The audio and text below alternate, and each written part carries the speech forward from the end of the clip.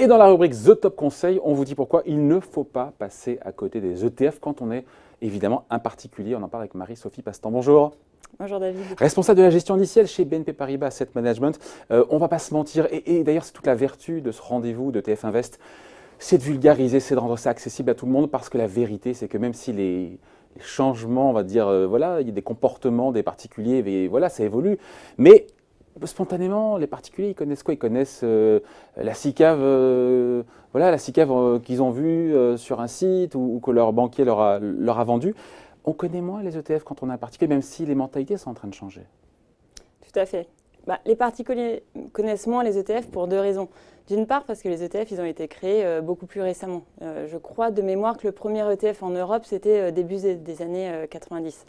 Et puis, il ne faut pas se mentir, quand on va chez son banquier ou quand on va voir son conseiller financier, il va nous proposer des investissements plus traditionnels. On va dire, comme vous le disiez, ça va être les SICAV ou même des investissements directs. On n'a rien contre les SICAV et compagnie, mais c'est vrai que on adore. Parce que les ETF sont arrivés après, ils sont moins connus, même s'ils ont enregistré un développement qui est fulgurant, mais ça ne reste pas encore un réflexe chez les particuliers. C'est ça. Mais par contre, les mentalités commencent effectivement à changer parce qu'on se rend compte des bienfaits de l'ETF.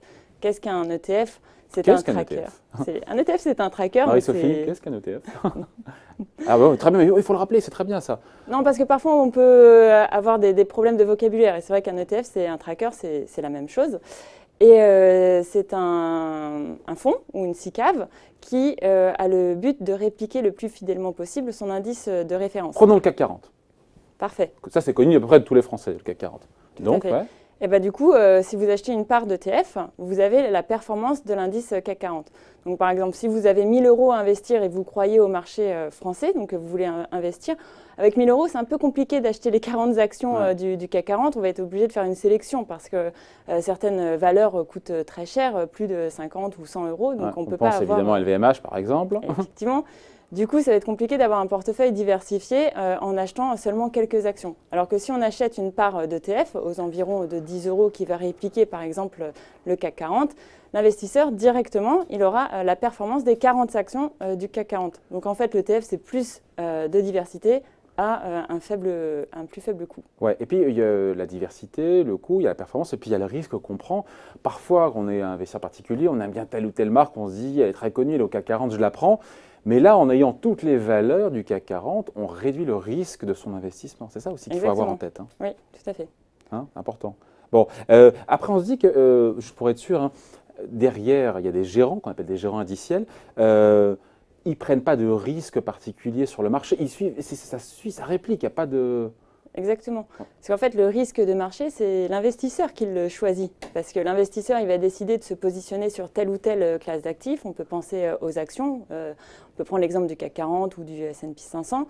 Mais il peut choisir de s'investir sur des obligations d'État, des obligations d'entreprise, les matières premières ou même l'immobilier coté. Donc, il va choisir effectivement sa classe d'actifs. Et à l'intérieur de la classe d'actifs, il va choisir son indice de référence. Et c'est ça qui va déterminer finalement sa sélection d'ETF. Ce qui veut dire qu'il n'y a pas de mauvaise surprise, parce que derrière, encore une fois, l'investisseur, le particulier qui se dit, voilà, je veux du CAC 40 dans mon portefeuille, mon PEA, mon assurance vie, mon compte titre, il n'a pas de mauvaise surprise. En fin d'année, il pourra vérifier que le CAC 40 a gagné, on va dire 7%, 3%, il aura, aux frais de gestion prêt, qui sont très compétitifs, parce qu'il y a beaucoup d'acteurs, il aura la performance du marché français. Et sans surprise. Voilà, à la fin de l'année, mais aussi chaque jour et même chaque minute, parce que l'ETF est coté en continu sur le marché. Ouais. Donc, il n'y a pas de risque d'un gérant qui prendrait des positions en disant, voilà, je crois vachement en cette valeur-là, je vais en mettre beaucoup, et derrière, vous, le client, l'investisseur… Aucunement.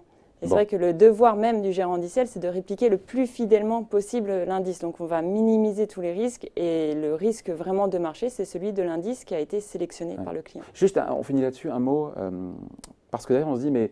Si ça réplique, si l'ETF réplique le marché, derrière il y a des algorithmes, il y a quoi? Il y a des hommes, c'est quoi? Qu'est-ce qu'il y a derrière? Comment on est organisé, notamment chez vous? Comment ça se passe? Alors chez nous, on est 10 gérants. Donc nous, on se situe dans l'entité gestion d'actifs de BNP Paribas et plus précisément dans le département quantitatif et indiciel. On est 10 gérants, on a tous des profils différents, à savoir par exemple des gérants qui viennent de l'industrie gestion active, d'autres qui viennent de l'industrie plus gestion de change, parce que les ETF peuvent être aussi couverts change, donc on a besoin de cette expertise-là. Ouais, Et on a pour aussi pouvoir être couvert contre le risque de change. Ouais. Exactement. Et on a aussi d'autres gérants qui, eux, sont des experts quantitatifs, des ingénieurs quantitatifs. Ouais. Mais la question qu'on se pose, c'est, on dit souvent dans la gestion active, les années d'expérience, ça compte double ou triple pour avoir le recul sur le marché, trouver les bonnes valeurs. Les années d'expérience, ça compte vraiment pour un gérant passif qui est là pour répliquer l'indice fidèlement, passivement, Exactement. efficacement. De répliquer un indice, finalement, ça demande énormément de compétences qu'on ne peut pas forcément avoir en tête au départ, parce qu'il faut suivre toutes les corporate actions, toutes les opérations sur titre qui peuvent impacter la composition de l'indice. Il faut suivre les rebalancements, il faut être 100% exposé à n'importe quel moment à l'indice de référence. C'est-à-dire qu'il faut gérer en continu les flux de souscription rachat. Donc c'est beaucoup d'argent qui est en jeu, beaucoup de stress, parce que nous, on réplique la performance de l'indice, mais au centième de pourcentage près. Donc c'est effectivement très important. De 0 après la virgule. Exactement. Ouais. Et on l'oublie, on finit là-dessus, parce que c'est quand même important. Pourquoi c'est le sujet du jour? Pourquoi il faut passer à côté des ETF quand on est particulier? Parce que derrière, il y a la performance, encore une fois, mais il y a les frais. Alors après, ce qu'il faut voir, c'est le net, évidemment, mais les frais de gestion, quand on compare la gestion passive, et ce qui est normal par rapport à la gestion active, il y a beaucoup moins de frais. Ah oui, c'est très peu cher. En général, on va dire que la moyenne des frais, c'est 0,20% à l'année, donc c'est très très compétitif. Ça offre une diversification qui est très étendue sur toutes les classes d'actifs. Donc ça, c'est quand même un outil très facile et surtout, on peut le traiter à n'importe quel moment de la journée.